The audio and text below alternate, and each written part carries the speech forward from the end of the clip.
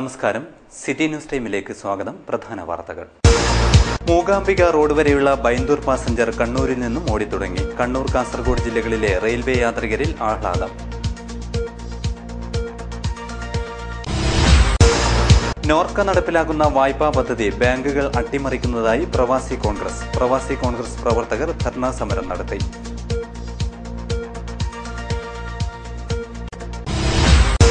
അണ്ണാ ഹസാരെയുടെ കേരള പര്യടനം 25-ന് കാഞ്ഞങ്ങാട്ട് നിന്നും ആരംഭിക്കും. തിരുവനന്തപുരത്ത് സത്യാഗ്രഹ സമരം നടത്തുമെന്നും നേതാക്കൾ.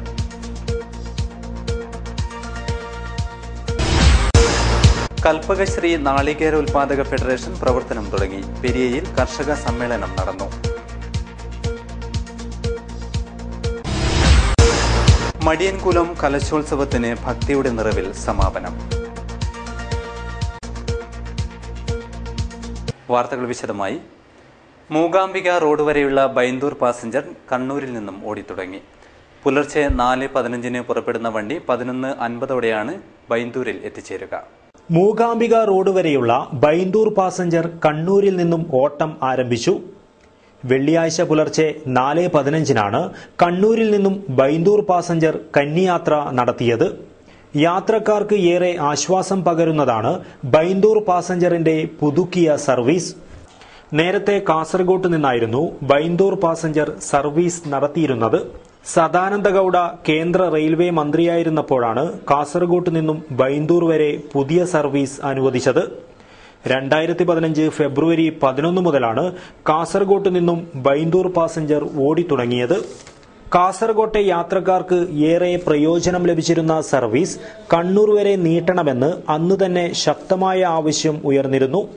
ഇത് സംബന്ധിച്ച് വിവിധ സംഘടനകൾ നിരവധി നിവേദനങ്ങൾ റെയിൽവേ അധികൃതർക്കും മന്ത്രിക്കും നൽകിയിരുന്നു. ഇതേ തുടർന്നാണ് ബൈന്ദൂർ പാസഞ്ചർ കണ്ണൂർ വരെ നീട്ടുവാൻ തീരുമാനമായത്.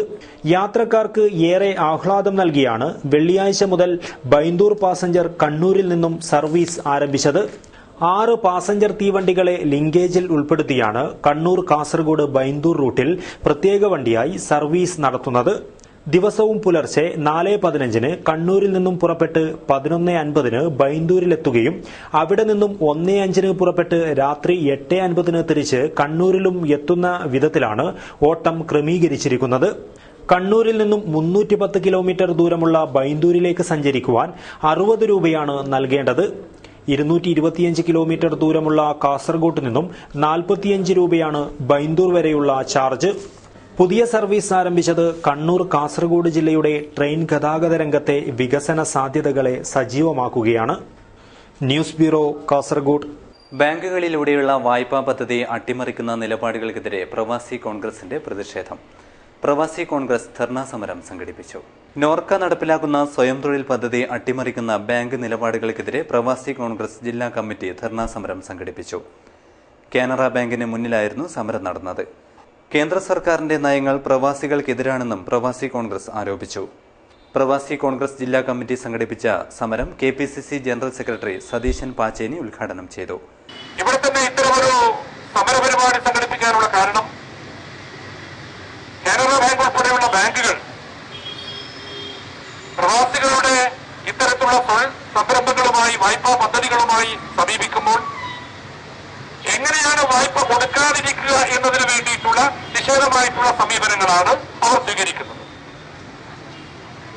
എഗ്രിമെന്റിന്റെ കാലാവധിയെക്കുറിച്ചും അതുപോലെ തന്നെ വായ്പാ പദ്ധതികളെ കുറിച്ചെല്ലാം സർക്കാർ മുന്നോട്ട് വെച്ചിട്ടുള്ള സ്കീമുകൾക്ക് വിരുദ്ധമായി അത് കഴിയുന്നതും വേഗത്തിൽ കൊടുക്കുന്നതിന് വേണ്ടിയിട്ടുള്ള നടപടികൾ സ്വീകരിക്കുന്നതിന് പകരം എങ്ങനെ കൊടുക്കാതിരിക്കുമെന്നാണ് ബാങ്ക് അധികൃതരും അതിന്റെ ഉത്തരവാദപ്പെട്ട മാനേജ്മെന്റും സ്വീകരിക്കുന്നത്. നാടിന്റെ സമ്പദ്ഘടനയുടെ നട്ടലായ പ്രവാസികളെ മറന്നുകൊണ്ട് ഒരു സർക്കാരിനും മുന്നോട്ടു പോകാനാകില്ലെന്ന് സതീശൻ പാച്ചേനി പറഞ്ഞു. പ്രവാസികളെ അവഗണിച്ചാൽ ശക്തമായ സമരപരിപാടികളുമായി മുന്നോട്ടു പോകുമെന്നും അദ്ദേഹം മുന്നറിയിപ്പ് നൽകി. പത്മരാജൻ ഐങ്ങോത്ത് അധ്യക്ഷത വഹിച്ചു. P. Gangadharan Nair, DV. Balakrishnan, Jameela Ahmed, M. Kunhikrishnan, Kannan Karuvakode, MPM Shafi, Basheer, Sijo Chamakkala തുടങ്ങിയവർ സംസാരിച്ചു. അണ്ണാ ഹസാരെയുടെ കേരള പര്യടനം കാഞ്ഞങ്ങാട്ട് നിന്നും ആരംഭിക്കും. 25-ന് കാഞ്ഞങ്ങാട് വ്യാപാര ഭവനിൽ ബഹുജന കൂട്ടായ്മ സംഘടിപ്പിക്കുമെന്ന് ഭാരവാഹികൾ വാർത്താ സമ്മേളനത്തിൽ അറിയിച്ചു. കേരളം മാറണം, ജനശക്തി ഉണരണം എന്ന സന്ദേശവുമായി അണ്ണാ ഹസാരെ സംഘടിപ്പിക്കുന്ന കേരള പര്യടനം 25-ന് കാഞ്ഞങ്ങാട്ട് നിന്നും ആരംഭിക്കും. കാഞ്ഞങ്ങാട് വ്യാപാര ഭവനിൽ 25-ന് രാവിലെ 10 മണിക്ക് ബഹുജന കൂട്ടായ്മ സംഘടിപ്പിക്കും. തിരുവനന്തപുരത്ത് മെയ് 29 മുതൽ ജൂൺ 2 വരെ സംഘടിപ്പിക്കുന്ന 100 പേർ പങ്കെടുക്കുന്ന 100 മണിക്കൂർ സത്യാഗ്രഹം സംഘടിപ്പിക്കും. കാഞ്ഞങ്ങാട് നടന്ന വാർത്താ സമ്മേളനത്തിൽ സംഘാടക സമിതി ഭാരവാഹികളായ P Muraleedharan master, advocate TV. Rajendran എന്നിവർ പങ്കെടുത്തു. കൽപ്പകശ്രീ നാളികേര ഉൽപാദക ഫെഡറേഷൻ നിലവിൽ വന്നു. കർഷക സമ്മേളനവും നടന്നു. നാളികേര വികസന ബോർഡിന്റെ കീഴിൽ രൂപീകരിച്ച കൽപ്പകശ്രീ നാളികേര ഉൽപാദക ഫെഡറേഷന്റെ ഉദ്ഘാടനം കെ. കുഞ്ഞിരാമൻ MLA നിർവഹിച്ചു.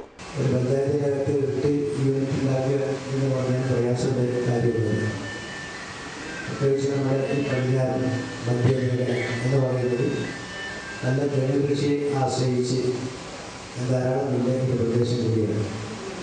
അപ്പോൾ ഈ മധ്യമേഖലയും പ്രധാന മേഖലയും ധാരാളം നെൽകൃഷി ചെയ്തുകൊണ്ട് നമ്മുടെ എല്ലാ പഞ്ചായത്തിനകത്തും ഈ ഒരുപാട് എണ്ണം രൂപീകരിക്കാൻ വേണ്ടി കഴിയും എന്ന കാര്യത്തിൽ തർക്കമുണ്ടാകുമെന്ന് തോന്നുന്നു. നേരത്തെ കൃഷ്ണൻ പറഞ്ഞതുപോലെ ഈ രൂപീകരിച്ച് പ്രവർത്തനം ആരംഭിക്കുന്ന ഒരുപാട് പണിയുണ്ട്. അതിനാരും നേതൃത്വം കൊടുക്കുന്നില്ല എന്നുള്ളത് പ്രധാനപ്പെട്ട വശതയാണ്. നാളികേര ബോർഡ് കൊച്ചിയിൽ ആസ്ഥാനമായി പ്രവർത്തിക്കുന്ന ഒരു സ്ഥാപനമാണ്. കർഷക സമ്മേളനവും നടന്നു. പുല്ലൂർപെരിയ, പള്ളിക്കര, ഉദുമ, ആജാനൂർ പഞ്ചായത്തുകളിലെ കർഷകർ സംഗമത്തിൽ പങ്കെടുത്തു. കാസർഗോഡ് CPCRIയിലെ ഡോക്ടർ തമ്പാൻ ക്ലാസ് എടുത്തു.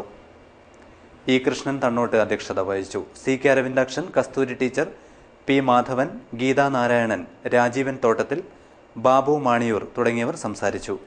A. ഗംഗാധരൻ സ്വാഗതം പറഞ്ഞു.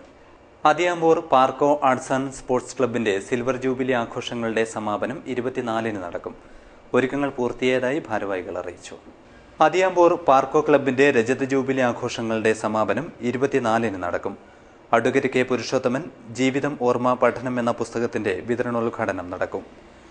സമ്മേളനം EM രാധ ഉദ്ഘാടനം ചെയ്യും. പുസ്തക വിതരണോദ്ഘാടനം MV ബാലകൃഷ്ണൻ മാസ്റ്റർ നിർവഹിക്കും. വാർത്താ സമ്മേളനത്തിൽ B. Sukumaran, B. Rajan, Baiju Athiyampoor, AK ബാലൻ, T. വിനോദ്, ബല്ല ബാബു തുടങ്ങിയവർ പങ്കെടുത്തു. മടിയൻകുലവും കലശോത്സവത്തിന് സമാപനം. അത്യുത്തര കേരളത്തിലെ കളിയാട്ടക്കാലത്തിനും സമാപനമായി. ഉത്തര കേരളത്തിലെ കളിയാട്ടക്കാലത്തിന് സമാപനം കുറിച്ചുകൊണ്ട് മടിയൻകുലം ക്ഷേത്രപാലക ക്ഷേത്രത്തിൽ കലശോത്സവം നടന്നു. അകത്തെ കലശ ദിനമായ വെള്ളിയാഴ്ച അടോട്ട് വയലിൽ, കിഴക്കങ്കര എന്നിവിടങ്ങളിൽ നിന്നും കലശം എഴുന്നള്ളിപ്പ് നടന്നു. ശനിയാഴ്ച അടോട്ട് വയലിൽ, കിഴക്കങ്കര, മടിക്കൈ എന്നിവിടങ്ങളിൽ നിന്നും കലശം എഴുന്നള്ളിപ്പ് നടന്നു. കലശോത്സവത്തിൽ പങ്കെടുക്കാൻ ആയിരങ്ങളാണ് എത്തിച്ചേർന്നത്.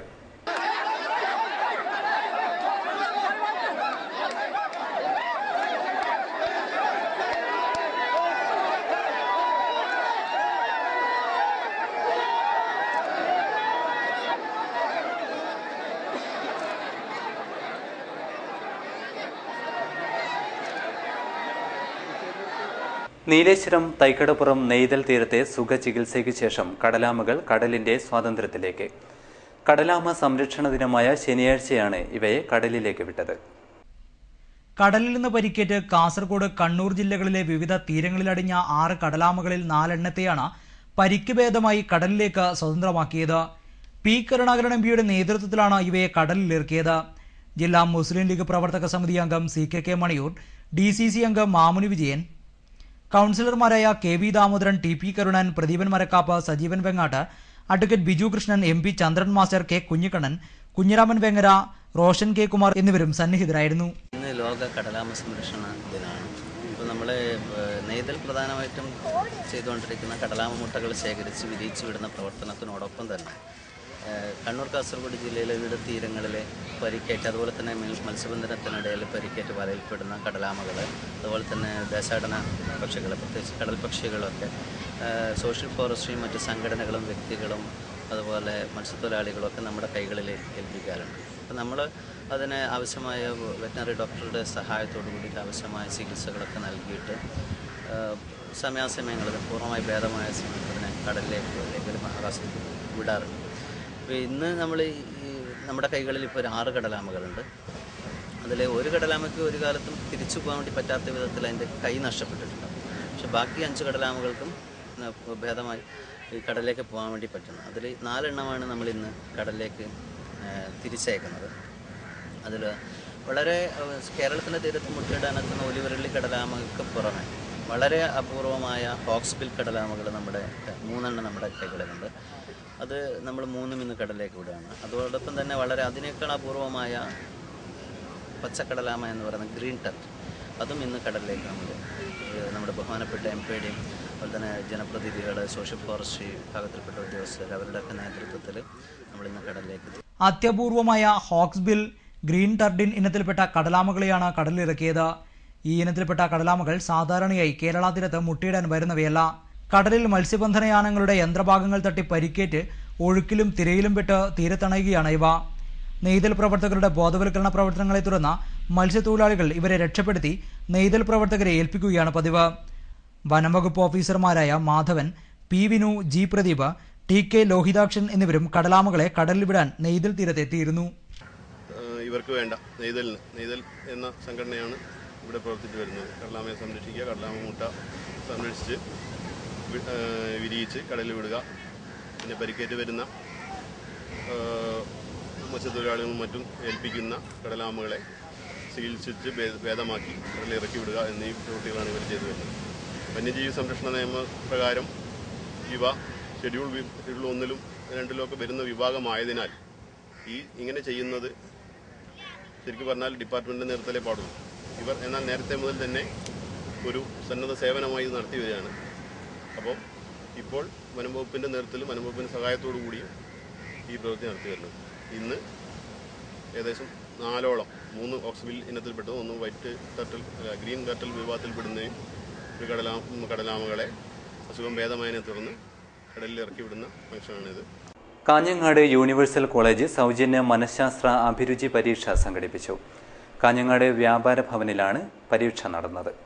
ഉപരിപഠനത്തിന് ശാസ്ത്രീയമായ വഴികളിലൂടെ മാർഗനിർദ്ദേശം നൽകാനായി ജില്ലയിൽ ആദ്യമായി സംഘടിപ്പിച്ച മനഃശാസ്ത്ര അഭിരുചി പരീക്ഷ വിദ്യാർത്ഥികൾക്ക് വ്യത്യസ്തമായ അനുഭവമായി. മലബാർ എഡ്യൂക്കേഷണൽ ആൻഡ് കൾച്ചറൽ സൊസൈറ്റിയുടെ കീഴിൽ പ്രവർത്തിക്കുന്ന കാഞ്ഞങ്ങാട് യൂണിവേഴ്സൽ കോളേജിന്റെ ആഭിമുഖ്യത്തിലാണ് വ്യാപാര ഭവനിൽ വെച്ച് സൗജന്യ മനഃശാസ്ത്ര അഭിരുചി പരീക്ഷ സംഘടിപ്പിച്ചത്. ഓരോ വിദ്യാർത്ഥിയുടെയും കഴിവിനനുസരിച്ച് ഉചിതമായ കോഴ്സുകൾ തിരഞ്ഞെടുക്കാനും വ്യക്തിത്വ വികാസം ലക്ഷ്യം വെച്ചുള്ള മാർഗനിർദ്ദേശങ്ങൾ നൽകുവാനുമായാണ് അഭിരുചി പരീക്ഷ നടത്തിയത്. വൻകിട നഗരങ്ങളിൽ മാത്രം ലഭ്യമാകുന്ന സേവനങ്ങൾ തീർത്തും സൗജന്യമായി ലഭിച്ചത് +2 പരീക്ഷ വിജയിച്ച വിദ്യാർത്ഥികളിൽ പുതിയ അവബോധം സൃഷ്ടിക്കാനും വഴിയൊരുക്കി. Universal college principal professor MA വിനോദിന്റെ അധ്യക്ഷതയിൽ കാഞ്ഞങ്ങാട് MLA E ചന്ദ്രശേഖരൻ പരിപാടിയുടെ ഉദ്ഘാടനം നിർവഹിച്ചു. പഴയ കാലങ്ങളിലൊക്കെ എങ്ങനെയാണ് നടന്നുകൊണ്ടിരുന്നത് എന്നൊരു സൂചന അദ്ദേഹത്തിന് തന്നെ ഉണ്ടായിരുന്നു. ഇനിയിപ്പോൾ പൊതുസമൂഹത്തിൽ പൊതുവെയുള്ളൊരു ധാരണ ഞങ്ങൾക്കും എല്ലാം അറിയാം.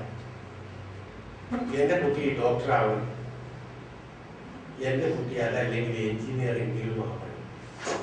അത് രക്ഷിതാക്കളുടെ ഒരു മാനസികമായ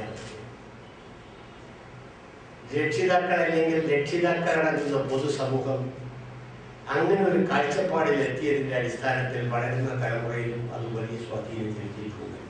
Gopal Attakkad, AV Raghavan, Raveendran, college manager Suresh Kumar Pullur എന്നിവർ സംസാരിച്ചു. കരിയർ ഗൈഡൻസ് കൗൺസിലർമാരായ സജീവൻ മാടാപ്പറമ്പത്ത്, വത്സൻ പിലിക്കോട് എന്നിവർ അഭിരുചി പരീക്ഷയ്ക്ക് നേതൃത്വം നൽകി. മടിയൻ ജവാൻ ആർട്സ് ആൻഡ് സ്പോർട്സ് ക്ലബിന്റെ സുവർണ ജൂബിലി ആഘോഷങ്ങൾ 24-ന് തുടങ്ങും. ഒരുക്കങ്ങൾ പൂർത്തിയായതായി ഭാരവാഹികൾ വാർത്താ സമ്മേളനത്തിൽ അറിയിച്ചു. മടിയൻ ജവാൻ ആർട്സ് ആൻഡ് സ്പോർട്സ് ക്ലബിന്റെ സുവർണ ജൂബിലി ആഘോഷ പരിപാടികളുടെ ഉദ്ഘാടനം 24-ന് നടക്കും. 1 വർഷം നീണ്ടു നിൽക്കുന്ന ആഘോഷ പരിപാടികളാണ് സംഘടിപ്പിക്കുന്നത്. സാംസ്കാരിക ഘോഷയാത്ര 3 മണിക്ക് മടിയനിൽ നിന്നും പുറപ്പെടും.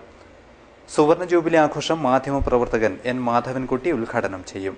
സിനിമാതാരം ഊർമിള ഉണ്ണി മുഖ്യാതിഥിയാകും. രാത്രി 8 മണിക്ക് കണ്ണൂർ സംഘകലയുടെ ശ്രീമുത്തപ്പൻ വിൽക്കലാമേള സംഘടിപ്പിക്കും. വാർത്താ സമ്മേളനത്തിൽ സംഘാടക സമിതി ഭാരവാഹികളായ P Gangadharan, B Gangadharan, Balakrishnan Palakki, P Sunilkumar, V Narayanan, V Suresh, Suresh Palakki എന്നിവർ പങ്കെടുത്തു. പരിമിതമായ ജീവിത സാഹചര്യങ്ങളിലും പഠിച്ചു മുന്നേറിയ തമിഴ് പെൺകുട്ടിക്ക് +2 പരീക്ഷയിൽ മുഴുവൻ വിഷയങ്ങളിലും A+. Chayoth government higher secondary school വിദ്യാർത്ഥിനിയായ AV Praveena DYFI Nileshwaram block കമ്മിറ്റിയുടെ ദത്തുപുത്രി കൂടിയാണ്.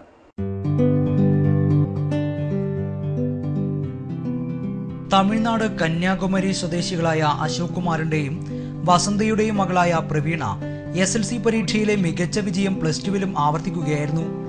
1ഉം 2ഉം ക്ലാസുകളിൽ തമിഴ്നാട്ടിൽ തന്നെ പഠിച്ച ശേഷമാണ് പ്രവീണ മാതാപിതാക്കൾക്കൊപ്പം നീലേശ്വരത്ത് എത്തിയത്. നീലേശ്വരം രാജാസ്, സെന്റ് പീറ്റേഴ്സ്, മടിക്കൈ, മേക്കാട്ട് സ്കൂളുകളിലായാണ് SSLC വരെ പഠിച്ചത്. ഹൈസ്കൂൾ വിദ്യാഭ്യാസം മേക്കാട്ട് സ്കൂളിലായിരുന്നു. SSLC പരീക്ഷയിലെ വിജയത്തോളം എത്താനായിട്ടില്ലെന്ന പരിഭവമുണ്ടെങ്കിലും +2 വിജയത്തിന്റെ ആഹ്ലാദം പ്രവീണ മറച്ചുവെക്കുന്നില്ല. 10ാം ക്ലാസ്സിന് കിട്ടിയ വിജയം അതുപോലെ ആവർത്തിക്കണമെന്ന്, +2 അതുപോലെ ആവർത്തിക്കണമെന്ന് ആഗ്രഹം ഉണ്ടായിരുന്നു. എന്നാലും മാത്സ് എക്സാം ടഫ് ആയതുകൊണ്ട് തന്നെ വലിയ മാർക്കൊന്നും, ഫുൾ A+ ഉണ്ടെങ്കിലും വലിയ മാർക്ക്, പ്രതീക്ഷിച്ച മാർക്കൊന്നും കിട്ടിയില്ല. അത് വലിയ വിഷമമുണ്ട്. നീലേശ്വരം ബ്ലോക്ക് കമ്മിറ്റി കുറേ സ്പോൺസർ ചെയ്തു.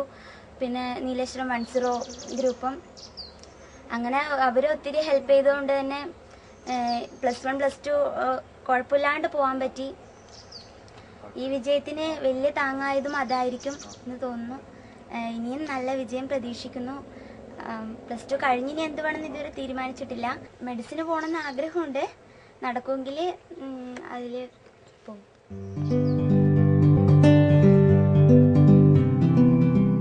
DYFI ബ്ലോക്ക് കമ്മിറ്റിക്കൊപ്പം നീലേശ്വരം 10 ഗ്രൂപ്പിന്റെ സഹായവും തന്റെ പഠനത്തിന് പശ്ചാത്തല സൗകര്യമൊരുക്കിയതായി പ്രവീണ പറയുന്നു. സയൻസ് ഗ്രൂപ്പായിരുന്നു +2വിന്. മെഡിസിന് പഠിക്കാനാണ് ഈ കൊച്ചുമിടുക്കിയുടെ ആഗ്രഹം. കരിന്തളം കൂവാറ്റിയിൽ നീലേശ്വരം സെന്റ് പീറ്റേഴ്സ് പള്ളിക്ക് വേണ്ടി ഫാദർ സൂക്കോൾ നിർമ്മിച്ചു നൽകിയ വീട്ടിലാണ് ഇപ്പോൾ താമസം. കഴിഞ്ഞ വർഷത്തെ ഓണക്കാലത്താണ് ഇങ്ങോട്ടേക്ക് താമസം മാറിയത്. സാമ്പത്തിക പ്രയാസങ്ങൾ അലട്ടുന്നുണ്ടെങ്കിലും പഠിക്കാമെന്ന ആത്മവിശ്വാസം മാത്രം കൈമുതലാക്കി മികച്ച വിജയങ്ങൾ സ്വപ്നം കാണുകയാണ് ഈ പെൺകുട്ടി. News bureau, ചോയ്മുട.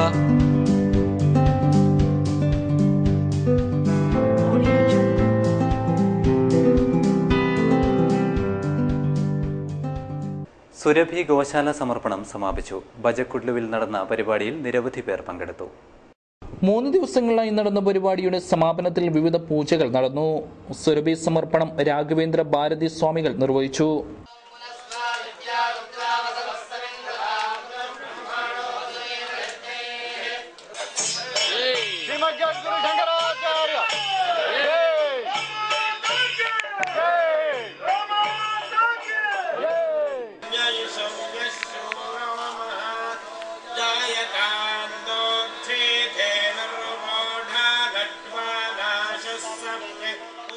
മോഹൻദാസ് പരമഹംസ സ്വാമിജി, കുണ്ടാർ രവീശതന്ത്രി, ശങ്കർ റൈ, ഗ്രാമപഞ്ചായത്ത് പ്രസിഡന്റ് S സോമശേഖര തുടങ്ങിയവർ സംബന്ധിച്ചു. മലഞ്ചെരുവുകളിൽ മണ്ണിടിഞ്ഞ് ഗുഹ രൂപപ്പെടുന്ന പൈപ്പിംഗ് പ്രതിഭാസത്തെക്കുറിച്ച് പഠിക്കുന്ന ദേശീയ ദുരന്ത നിവാരണ സംഘം വീണ്ടും കരിന്തളത്തെത്തി. ഖനനങ്ങൾ ഇതിന് കാരണമാകുന്നുണ്ടോ എന്നും സംഘം അന്വേഷിക്കുന്നുണ്ട്. കഴിഞ്ഞ കാലവർഷത്തിലെ കെടുതിയിൽ തറയുടെ അകത്ത് ആഴത്തിലുള്ള ഗുഹയും നീരൊഴുക്കും രൂപപ്പെട്ട് പ്രതിസന്ധിയിലായ നെല്ലിയടുക്കത്തെ VK ബാലന്റെ വീട്ടിൽ നിന്നാണ് ദുരന്ത നിവാരണ സംഘം അന്വേഷണം ആരംഭിച്ചത്. കോൺക്രീറ്റ് പ്രവൃത്തി നിശ്ചയിച്ചതിന് തൊട്ടടുത്ത ദിവസം തന്നെ കനത്ത മഴയിൽ രൂപപ്പെട്ട ഗുഹ തുടർ നിർമ്മാണം പ്രതിസന്ധിയിലാക്കിയിരുന്നു. 1 ഏക്കർ വരുന്ന പുരയിടത്തിൽ ഇനി വീട് വയ്ക്കാൻ ഒരിടവുമില്ലെന്ന സ്ഥിതിയിലാണ്. വീടിന് കുറച്ച് മുകളിലായും പണി നടക്കുന്ന വീടിന് താഴെ ഇടതുഭാഗത്തായും ഗുഹ രൂപപ്പെടുകയുണ്ടായി. ഇവ ഒരേ ദിശയിലാണ് കിടക്കുന്നത്. ഇവയിലൂടെ വെള്ളം അരുവിയായി ഭൂമിക്കടിയിലൂടെ ഒഴുകുകയാണ്. മാസങ്ങൾക്ക് മുമ്പ് നടന്ന പരിശോധനയുടെ തുടർച്ചയായി ശനിയാഴ്ചയാണ് പഠനം പുനരാരംഭിച്ചത്. തലയെടുക്കത്തെ ഖനനം ഉൾപ്പെടെ കരിന്തളത്തെ ഖനനങ്ങൾ ഇതിന് കാരണമാകുന്നുണ്ടോ എന്നും അന്വേഷണ വിഷയമാണെന്ന് സംഘത്തിലെ ശാസ്ത്രജ്ഞൻ ഡോക്ടർ ശങ്കർ പറഞ്ഞു. ഭൂമി ഇടിഞ്ഞ് താഴുന്ന ഒരു പ്രക്രിയയാണ്. ഇത്തരം പ്രതിഭാസങ്ങൾ ഉണ്ടാകുന്നത് നമ്മുടെ മണ്ണിനകത്ത് താഴ്ന്ന തട്ടിൽ ഉണ്ടാകുന്ന ഒരു സോയിൽ ഇറോഷൻ കൊണ്ടാണ്. ഇതിനടുത്തൊരു ഖനനം നടക്കുന്നുണ്ട് എന്ന് നമുക്ക് അറിവ് കിട്ടി. അപ്പം അതിൽ സംഭരിക്കപ്പെടുന്ന വെള്ളം ഇതിൽ എന്തുമാത്രം കോൺട്രിബ്യൂട്ട് ചെയ്യുന്നു എന്ന് നമ്മൾ കണ്ടുപിടിക്കേണ്ടിയിരിക്കും. കാരണം അതൊരു ഹയർ ലെവലിലാണ്, ഇതൊരു ലോവർ ലെവലാണ്. അപ്പം അവിടെ നിന്ന് ഒരു ഇതായിട്ട് വരാൻ സാധ്യത തള്ളിക്കളയാൻ പറ്റത്തില്ല. സമീപത്തെ നെല്ലിയടുക്കം പരപ്പാറോടും സെന്റ് പീറ്റേഴ്സ് ദേവാലയവും അപകടസ്ഥിതിയിലായ കാര്യവും ഇവർ പരിഗണിക്കുന്നുണ്ട്. ഗുഹയിലേക്ക് കേബിൾ കടത്തി വിശദമായ പഠനവും ഉദ്ദേശിക്കുന്നുണ്ട്. വർഷങ്ങളായി ഖനനവിധേയമാകുന്ന കിനാനൂർ കരിന്തളത്തിന്റെ വിവിധ ഭാഗങ്ങളിൽ വിവിധ പ്രതിഭാസങ്ങളാണ് ആവർത്തിക്കുന്നത്. ഇവയും പഠന വിഷയമാക്കണമെന്ന ആവശ്യം ഉയരുന്നുണ്ട്. VK ബാലന്റെ വീട്ടിൽ ഞായറാഴ്ചയും പഠനം തുടരും. വീടെന്ന സ്വപ്നം തകർത്ത കാലവർഷത്തിന് ശേഷം മറ്റൊരു കാലവർഷം പടിവാതിലിൽ എത്തി നിൽക്കവേ ആശങ്കയിലാണ് ബാലനും കുടുംബവും. News bureau, ചോയ്ങ്കോട്. നാമജപത്തിന്റെ ശക്തിയാണ് നാടിന്റെ ഐശ്വര്യമെന്ന് സ്വാമി മുക്താനന്ദ പറഞ്ഞു. വാഴക്കോട് സുബ്രഹ്മണ്യ സ്വാമി ക്ഷേത്രത്തിലെ അഷ്ടബന്ധ നവീകരണ ബ്രഹ്മകലശോത്സവത്തിന്റെ ഭാഗമായുള്ള ഊട്ടുപുര സമർപ്പണ ചടങ്ങിൽ സംസാരിക്കുകയായിരുന്നു അദ്ദേഹം. വാഴക്കോട് സുബ്രഹ്മണ്യ സ്വാമി ക്ഷേത്രത്തിലെ അഷ്ടബന്ധ നവീകരണ കലശോത്സവത്തിന്റെ ഭാഗമായി കാഞ്ഞങ്ങാട് കാർത്തികേയ സേവാമണ്ഡൽ സമർപ്പിച്ച ഊട്ടുപുരയും ക്ഷേത്ര ചുറ്റുപന്തലും ക്ഷേത്രത്തിൽ സമർപ്പിക്കുന്ന ചടങ്ങ് നടന്നു. ആനന്ദാശ്രമത്തിലെ സ്വാമി മുക്താനന്ദ സമർപ്പണ ചടങ്ങ് നിർവഹിച്ചു. ആഘോഷ പരിപാടികൾ ക്ഷേത്ര രക്ഷാധികാരി മടിക്കെ കമ്മാരൻ ഉദ്ഘാടനം ചെയ്തു. N Kelu Nambiar, T Bhaskaran, P V Kunhikannan, M Govindan എന്നിവർ സംസാരിച്ചു. ഭാഗവത സപ്താഹ കഥയിൽ ലയിച്ച് പനയാൽ മഹാലിംഗേശ്വര ക്ഷേത്രം രുക്മിണി സ്വയംവര ഘോഷയാത്ര നടന്നു. മരങ്ങാട്ടിലത്ത് മുരളീകൃഷ്ണൻ നമ്പൂതിരിയുടെ നേതൃത്വത്തിലാണ് പനയാൽ മഹാലിംഗേശ്വര ക്ഷേത്രത്തിൽ ഭാഗവത സപ്താഹയജ്ഞം നടക്കുന്നത്. 5ാം ദിവസമായ വെള്ളിയാഴ്ച രുക്മിണി സ്വയംവര ഘോഷയാത്ര നടന്നു.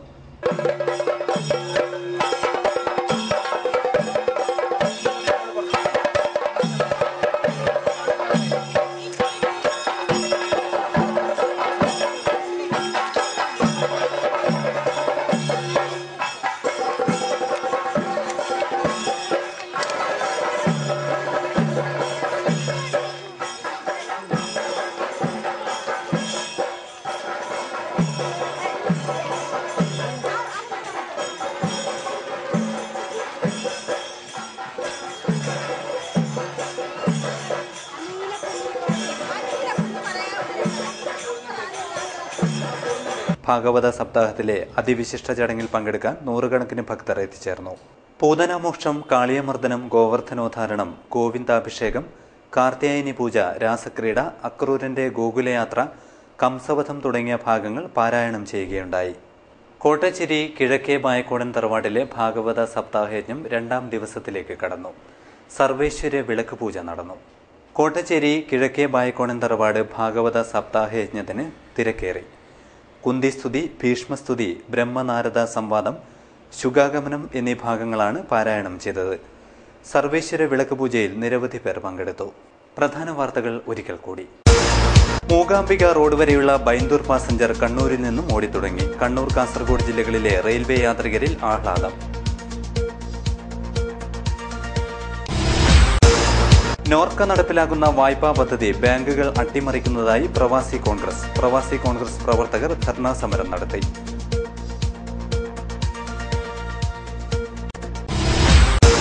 അണ്ണാ ഹസാരെയുടെ കേരള പര്യടനം 25-ന് കാഞ്ഞങ്ങാട്ട് നിന്നും ആരംഭിക്കും. തിരുവനന്തപുരത്ത് സത്യാഗ്രഹ സമരം നടത്തുമെന്നും നേതാക്കൾ.